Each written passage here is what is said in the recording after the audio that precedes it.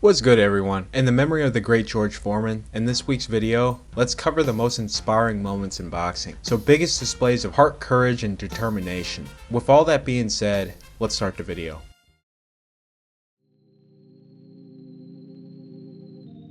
The great George Foreman once said, when discussing the career of Nate Campbell, who had picked up boxing at 25, there's no definite pathway or formula to finding success in the sport. In the lower weight classes, there's a great deal more technically to learn. Can a guy like Campbell, with such a late start, make it to the top? Well, there's no such thing as a book when it comes to boxing. When it all boils down, even a seasoned professional is going to be judged. Did he really get down and dirty, and was he able to fight? Campbell can fight, and he can get down and dirty. Tevin Farmer would pick up boxing at the age of 19. He would begin his pro career at 20, which he would lose his pro debut by TKO. Early in his career, he would be thrown to the wolves, and by 22 years old, he would have the record of 7 wins, 3 losses, and 1 draw. He would have his last and final defeat by the hands of Jorge Pedraza by 8th round KO. Now 7-4-1, despite showing his potential, due to the way he was thrown out there to lose to all these prospects, he could have ended in the path of Darnell Boone or Emmanuel Augustus. Farmer broke the mold and would go on a massive win streak.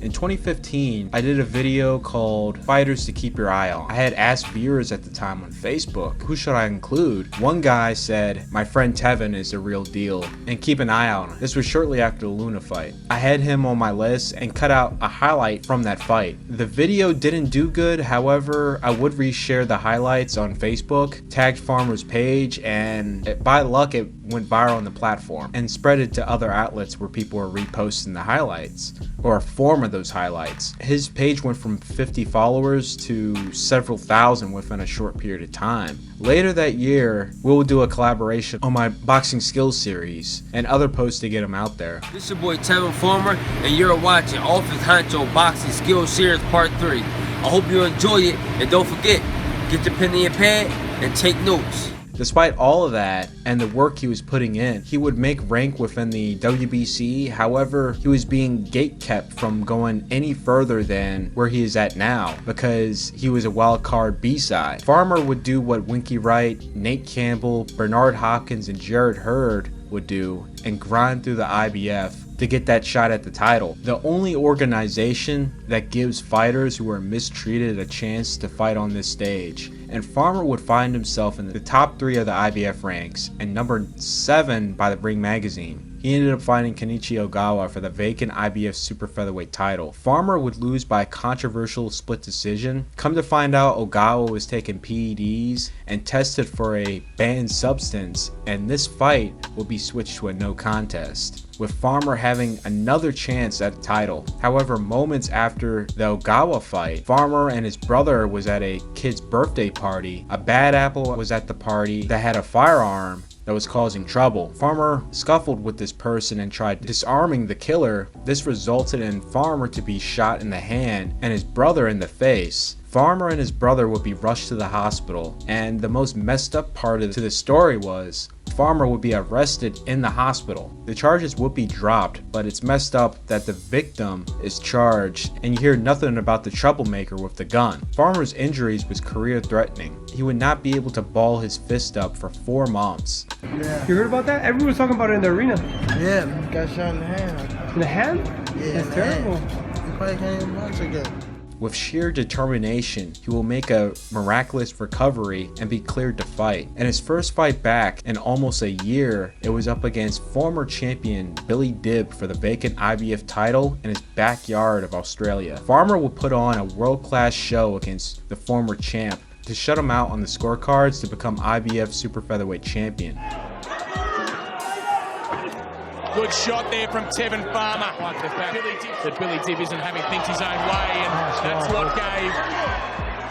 In a 1-year span, Farmer would make an astonishing 4 title defenses, making him the most active title holder in boxing during that time frame. Where he started, the path he took, the blatant mistreatment to keep him down, followed up by the adversities he had to face to continue his boxing career, is one of the most inspiring I was able to witness as it was happening. Currently in present day, Farmer is set to face William Zepeda in a highly anticipated rematch on the 29th for the WBC interim title. Winner would go on to face Shakur Stevenson. Before we get back to the video, be sure to hit that like button, subscribe, and hit the bell because a lot viewing is not subscribed. I appreciate everyone showing love, getting the video out there early because your boy's getting murked, but the reach on these videos are like really bad. It's like at an all-time low. So I appreciate everyone helping. Hopefully things will get better later down the road, but I greatly appreciate it. Thanks for sticking around to the end, and let's get back to the video. In 2006, IBF middleweight champion Arthur Abraham was set to face IBF mandatory, the hard-punching Edison Miranda, in his third title defense. Miranda would break Abraham's jaw in the 4th round. The break was so bad that Abraham's jaw was swollen a lot, and he had trouble breathing due to all the fluids he was swallowing. Abraham would fight through and make the fight close. Despite having the upper hand, Miranda would intentionally headbutt Abraham. American referee Randy Newman would penalize Miranda 2 points since the headbutt was intentional. Miranda will also be penalized for low blows. 2 points in the 7th round and 1 point in the 11th round. You can make a case that he should have not been penalized in the 7th round due to no hard warning. Abraham would mount up the heart and fight on for 8 rounds to make it to the end of the fight. Due to the 5-point penalization, Abraham won by a close unanimous decision on the cards. If you remove the penalties, Abraham would had still won by majority decision as one of the judges would have scored it a draw.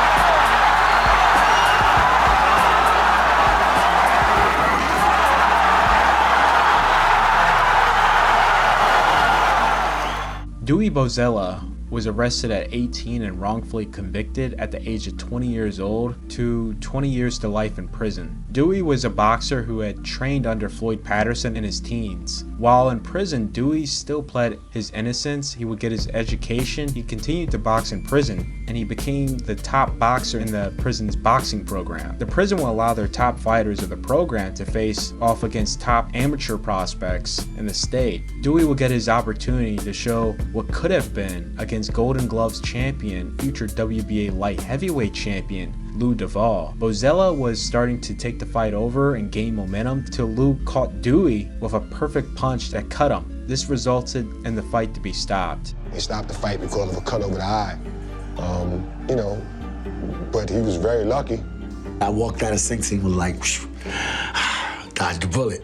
Thanks to the Innocence Project and the deep examination of the original case files, new evidence was discovered that was not shown to lawyers, and the trial which would have exonerated Bozella. A new trial was made and Dewey was cleared of all wrongdoing. Now, at 50 years old, Dewey wants to complete one of his biggest goals, which is to box, even if it's just one fight. After being awarded the Arthur Ashe Award, he would be offered that dream shot by Oscar De La Hoya and Bernard Hopkins. Dewey would pass the medical examination. However, despite being in great shape for his age, he was unable to pass the final test, earning a boxing license, which was 3 rounds of sparring. He was denied the license. However, Oscar had linked him up with Hopkins' training camp. I thought I knew something about training. I found out that I was way off.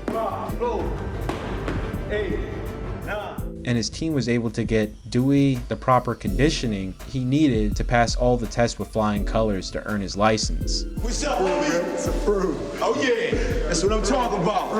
Oh yeah. Oh yeah. This is what we do. I don't care, man. Oh yeah. October 15th. October 15th, baby. October 15th. Dewey would put on an inspiring performance and end the fight big, letting his hands go, knowing this would be his final time in the ring. Dewey will win by unanimous decision and retire from the sport, now training the next generation. This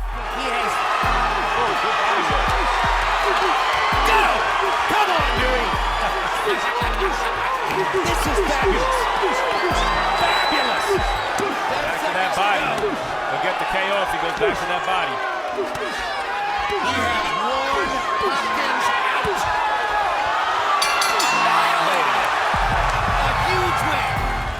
In April 2010, long-reigning WBC bantamweight champion Hozumi Hasegawa would suffer a heartbreaking defeat in his 11th title defense against WBO champion Fernando Montiel. Hasegawa was locked on the ropes, unable to defend himself, as Montiel had free range to let his hands go to finish him off. Referee Lawrence Cole, seeing this, jumped in and saved Hasegawa from career-damaging punishment. During the exchange, Hasegawa had broken his jaw and required immediate surgery. While recovery and planning a comeback, which there was a documentary being filmed of his recovery and comeback, Hasegawa's mother, who had never missed his fight, had came down with cancer leading up to the Montiel fight, and it worsened. She'll write several letters in the hospital. Sorry for my interpretation of the translation. She also had a video diary message as well.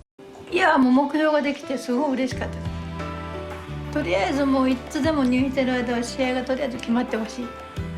そればっかり願ってて、他のボクサーの人には悪いんですけど、やっぱり私は長谷川穂積のファンですから。いや、もう本当にもう感謝では言い表せない。本当に感謝なんかではとても言い表せないぐらい幸せです。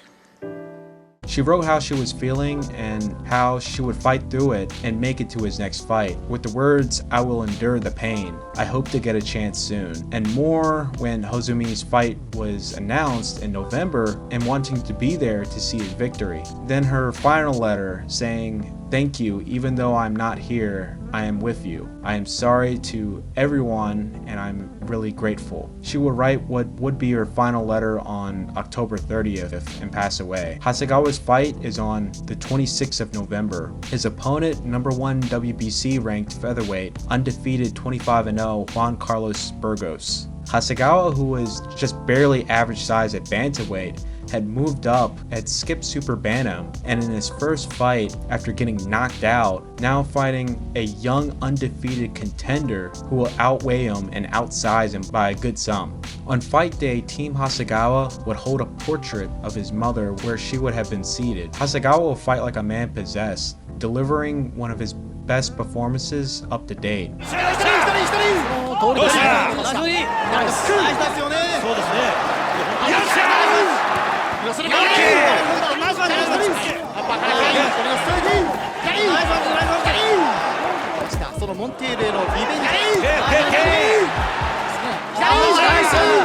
When it looked like Burgos was mounting a comeback and seemed to have gained ground, delivering something big in the later stages of the fight, Hasegawa will rally back, stealing the round.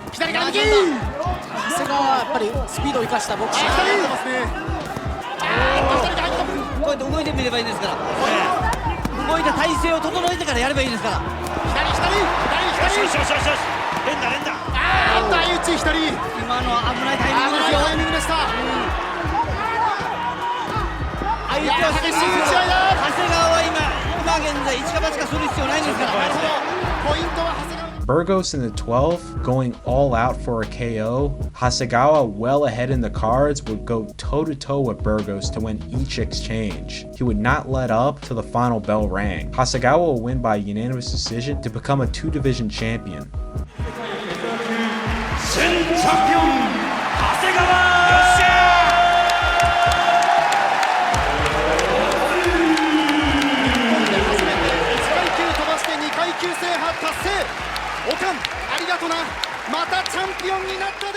After getting dethroned in his next fight against Johnny Gonzalez, he would make one last run for the title at super bantamweight, and after 4 fights, he would earn a shot against Kiko Martinez.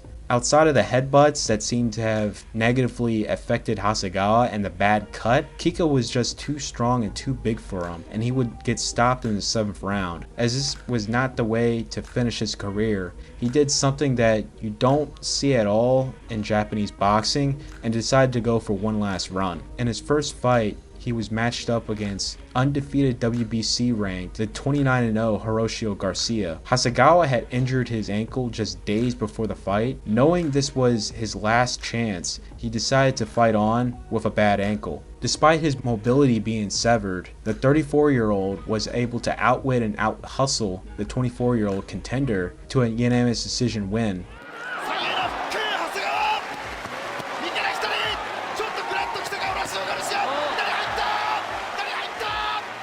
After a final tune-up a couple months later, he got a shot to face newly crowned WBC Super Bantamweight champion Hugo Ruiz, who is a knockout artist. Hasegawa was a huge underdog coming in against one of the hardest punchers in the lower weight classes, which Hasegawa is 0 for 2 against these type of fighters. However, Hozumi will lay it all on the line and take every chance he got against Ruiz, and it was paying off. But what the fans were worried about finally came in the 8th round. Ruiz finally cracks Hasegawa. He's hurt on the ropes, and Ruiz was ready to finish him off. Hozumi would roll the dice and throw for the fences. Every punch that Hugo threw that would have finished Hozumi missed, all while every punch that Hozumi was throwing landed, winning the exchange by a landslide, which forced Ruiz to back off for the rest of the round, as his face and nose was completely mangled from this exchange.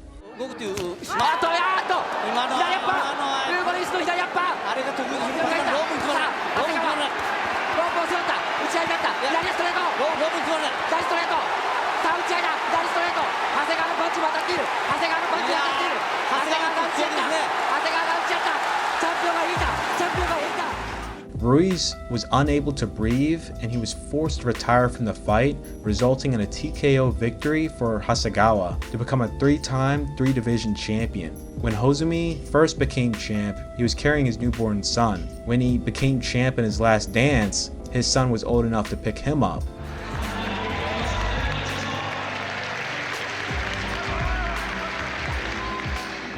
Just moments after his big win, he would give a formal retirement announcement.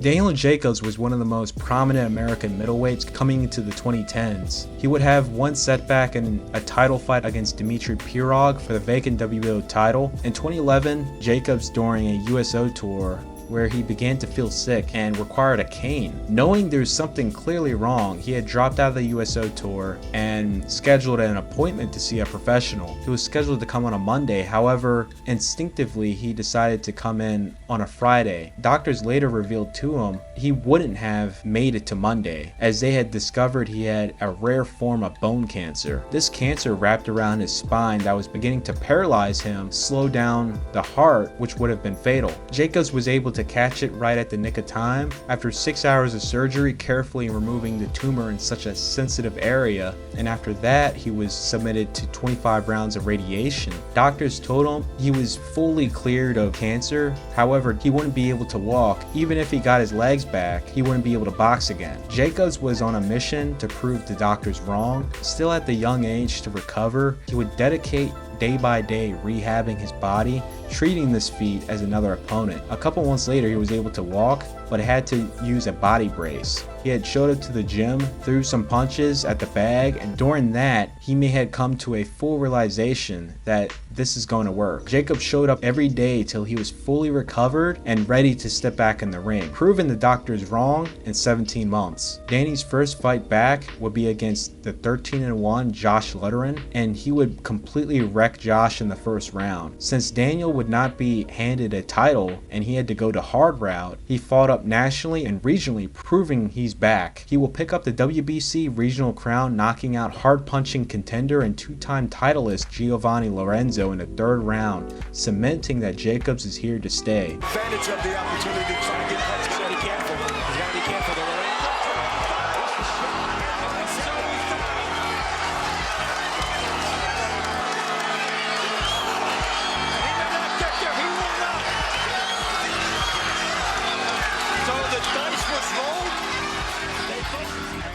In 2014, Gennady Golovkin would be promoted to WBA Super Champion.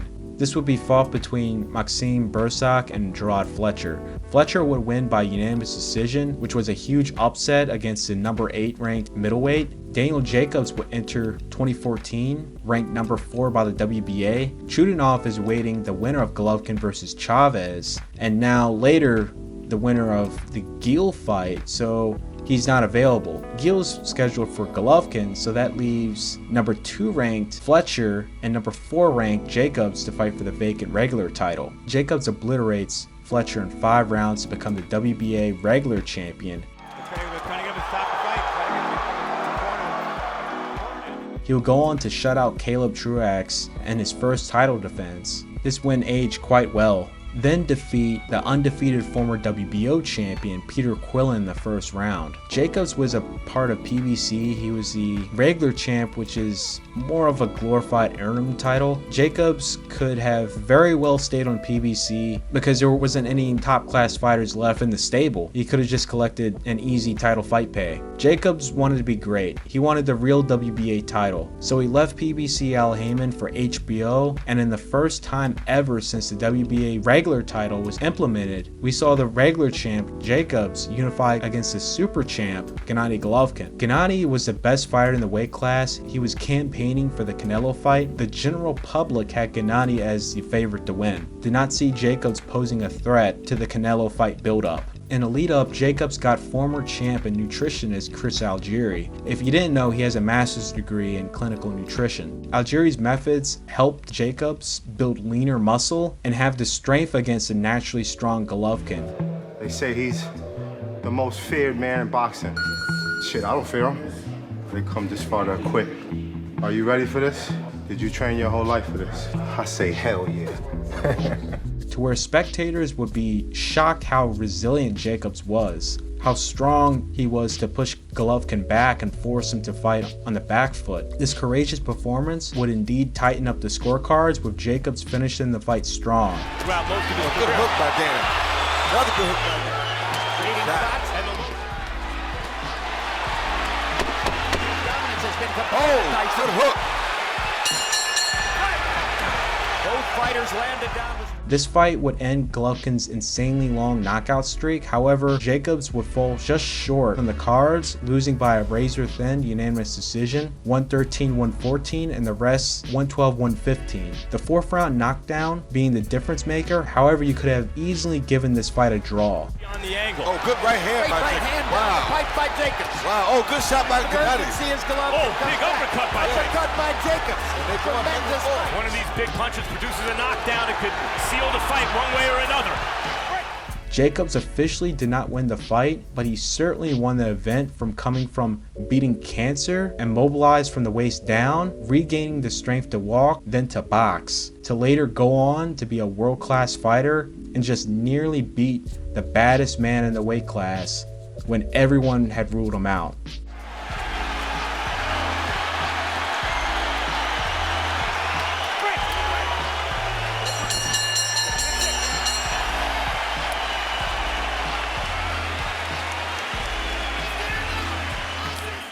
The first fight between the two was a crossroads fight in both fighters' career.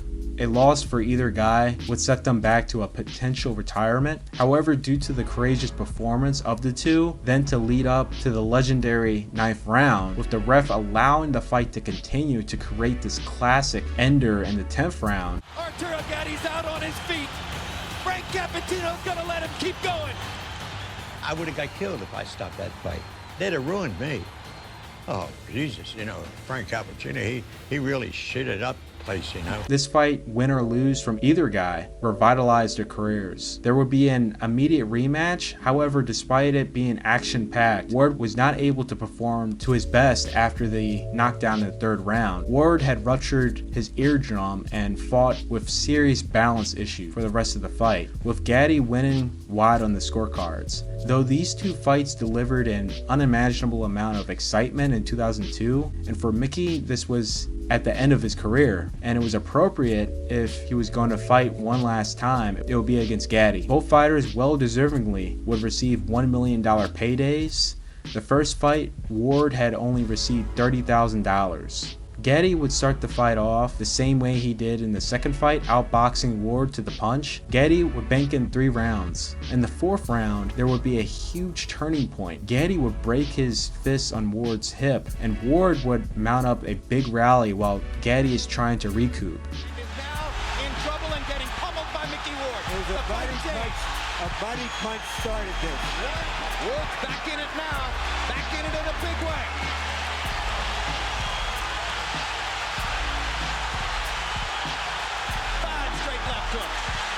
7 left hooks. He mixed in 1 right hand. Here comes Ward. Crowd on its feet. This is what they came for. Gatti in his corner would deliver one of the most memorable lines of the decade that would capture the hearts of many.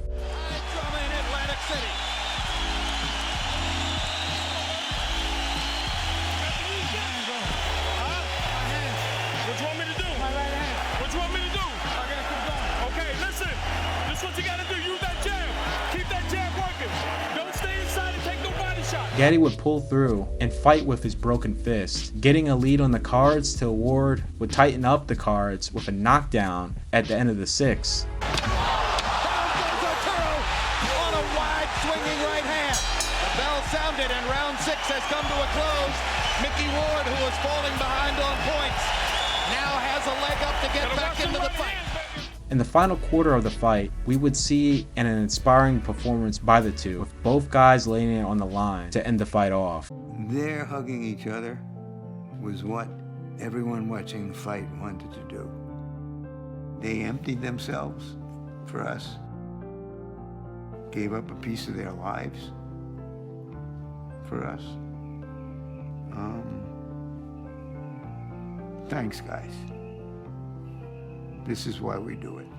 Buster Douglas, a talented contender who fell short in every chance he got at the world title, would find himself up against the undisputed heavyweight champion Mike Tyson in Tokyo, Japan. Douglas was used as a tune-up and a cash grab for the upcoming Evander Holyfield matchup, which Tyson was set to make $22 million. Despite the insane 42-1 odds for Douglas, there was plenty of money to be made thanks to Tyson's popularity in Japan and thanks to him blinding agreeing for $50,000 to be a last-minute change in a video game way before he became champ, which turned into a $1.6 billion profit. Quick note, it was originally going to be Larry Holmes' Punch-Out, till the developer of Punch-Out was convinced to attend one of Tyson's early fights, decided Tyson was the future and he should be the face of the game. With Japan's bubble economy at its ridiculous peak, Tyson was set to make $6 million and Douglas a career high of $1.3 million. Tyson, looking well past this fight, and not at Douglas, was living it up. I didn't train for that fight. I didn't really take that fight serious. I was those Japanese girls like it was eating grapes. You thought I was Caesar. You thought I was Caligula when I was out there in Japan, you know? All while Douglas was training for the fight of his life. His mother had passed away during the training camp. But just 23 days before the bout, everything changed when Buster's mother, Lula Pearl, died of a stroke at age 47. I called James and I said, let's cancel the fight. He said no. I was more determined. I told him, I said, I'm all right. And I think that even helped the intensity even more. And when that happened, he lost his fear and care of Tyson's aura, which that was the main thing Tyson had, besides his power and speed, which was imposing fear. He had his head down with a towel over his head. And I picked a towel up and he was just sobbing. Just broke down, and it was because of his mom, you know. That was the first time that I had saw that, and I thought, oh, he just told me he missed his mom. Douglas on that night would fight like an all-time great. Douglas was controlling the fight and eating Tyson up with the jab. I was sitting next to Don King, and Mike was getting beaten so badly. And after 3 or 4 rounds, I looked at Don King. I said, Don, is this really happening? And I said, what's going on? He said, I don't know, but I don't like it. He would get too confident and forget that he's fighting a guy who has knockout power, and Tyson would take that window of opportunity to drop him with his best punch of the fight. Douglas would barely make the count, and with the stars aligned, it was at the end of the round, and the bell would ring before Tyson could come in. Tyson had put everything in for that last hurrah to get Douglas out of there, where he had nothing left in the tank. Douglas was dancing to set up what would be the knockout blow to become the heavyweight champion of the world. Shades of Ray Leonard against Tommy Hearns. Douglas coming back with a left and right. Tyson is wobbling. That will finish things in his the uppercut. What an uppercut by Douglas, and down goes Tyson.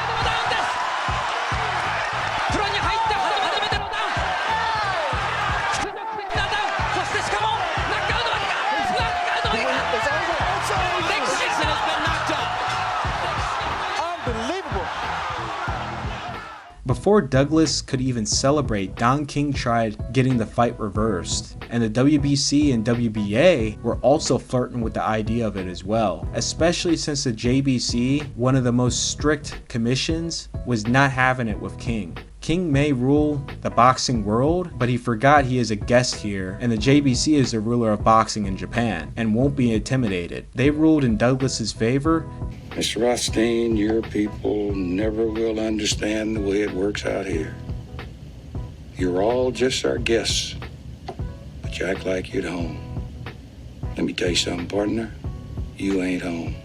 King, the WBC and WBA were trying to have Douglas stripped. US and British boxing commissions stepped in and stated that if Douglas is stripped of the title, they will no longer recognize neither belt organization as a legitimate title. Since these organizations love money, they knew what was best for them and backed off and let Douglas properly celebrate his victory as a new champion. 25,000 people would show up to Douglas returning to Ohio to give him love. The sights here looking like the Super Bowl parade. Just months before the Tyson versus Douglas fight, Muhammad Ali was on British television. He was asked how he would have faced against Mike Tyson. Since this is not on American TV and he is surrounded by his rivals and now best friends. You ain't beat this guy. He's agitated. You beat this.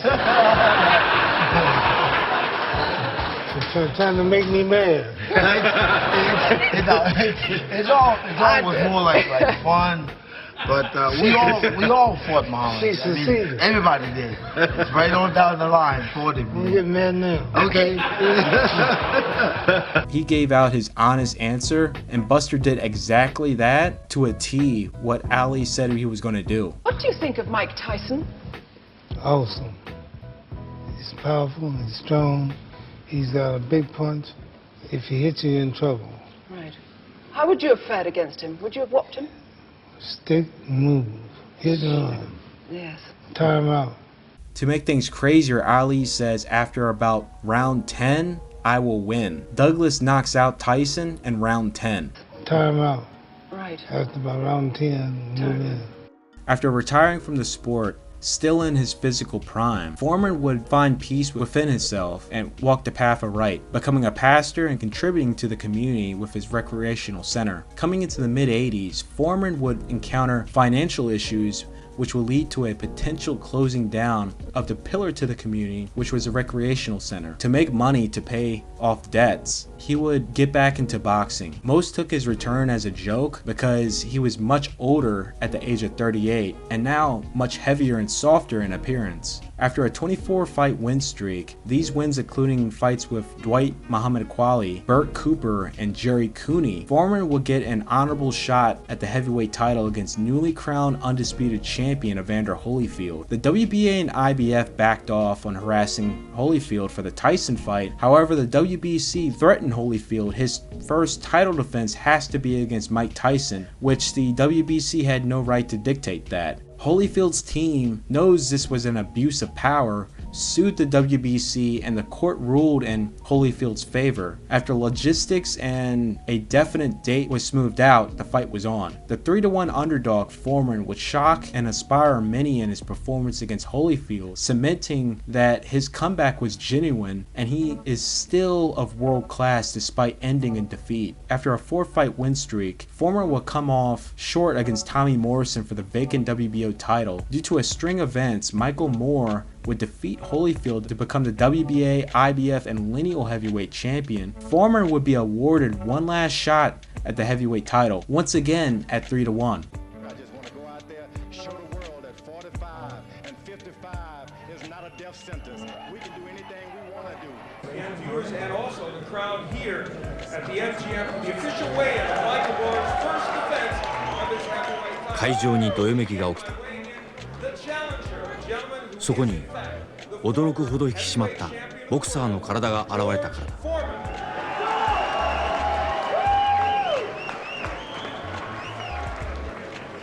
250. George Foreman weighs in at 250 pounds. This is for the first time I'm doing something for a personal gain. I really wanted to do something for myself, of course. I've needed the help of my family and my friends.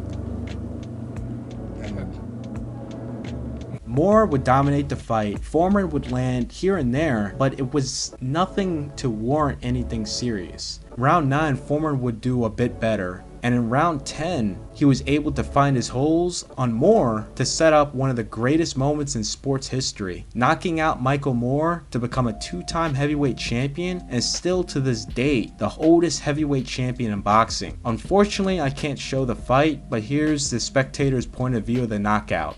Down goes Moore on a right hand. An unbelievably close-in right hand shot. 4, 6, 7, 8, 9, 10. It happens. It happens.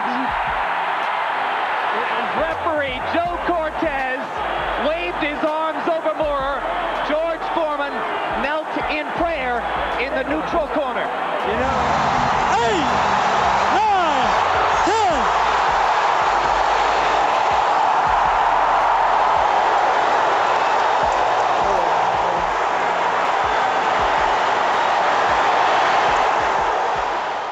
And on top of that, this is the most inspirational moments in boxing. For more installments, be sure to like, share. If you're new, subscribe to the Patreon for Patreon-backed projects and early access. This project being on the tale of Floyd Mayweather versus Ricky Hatton. I'm Owen Sancho, and I'm out.